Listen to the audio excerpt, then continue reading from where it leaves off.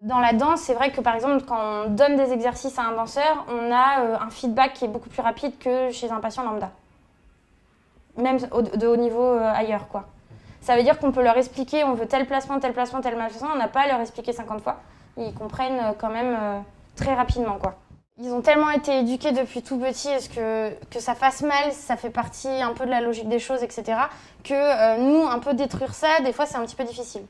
Leur expliquer pourquoi telle douleur peut être tolérable ou pas, eh ben, ça demande un apprentissage particulier, quoi. Voilà. Avoir mal pour telle raison, ok. Avoir mal pour telle autre raison, non, c'est pas acceptable pour nous.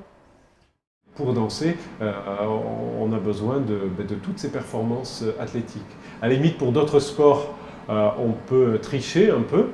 Alors, on peut ne pas totalement bien fonctionner. Pour une danseuse ou un danseur, il faut que ça soit au millimètre près, au degré près. Quelques degrés d'amplitude qui manquent sur tel ou tel mouvement, hop, ça rend un geste artistique impossible.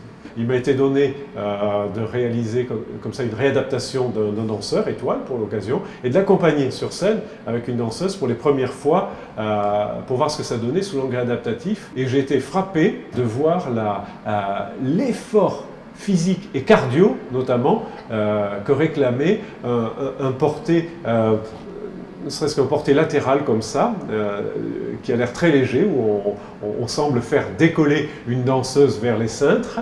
Et en fait, pour le garçon, il y a un effort cardio, un allaitement en bout de coulisses qui est impressionnant.